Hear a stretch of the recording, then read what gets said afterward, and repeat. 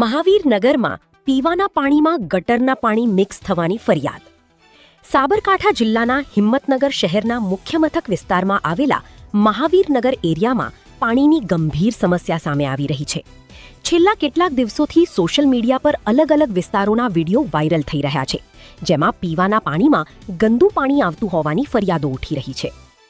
આજરોજ તારીખ 24/4/2026ના રોજ પણ મહાવીરનગર વિસ્તારમાં આવેલા રામેશ્વર સોસાયટી, ઉમિયા વિજય સોસાયટી સહિત આસપાસના વિસ્તારોમાં પીવાના પાણીમાં ગટરના મિશ્રણનું પાણી આવતું હોવાની સ્થાનિક રહેવાસીઓ દ્વારા ફરિયાદ કરવામાં આવી છે. સ્થાનિકોના જણાવ્યા મુજબ આ સમસ્યા અંગે વારંવાર રજૂઆતો કરવામાં આવી હોવા છતાં હજુ સુધી કોઈ નક્કર ઉકેલ મળ્યો નથી, જેના કારણે રહેવાસીઓમાં રોષનો માહોલ જોવા મળી રહ્યો છે. ગંદુ પાણી આવવાના કારણે આરોગ્ય સંબંધી જોખમો પણ વધવાની ભીતિ વ્યક્ત કરવામાં આવી રહી છે. ખાસ કરીને બાળકો અને વડીલો માટે આ સ્થિતિ ચિંતાજનક બની છે.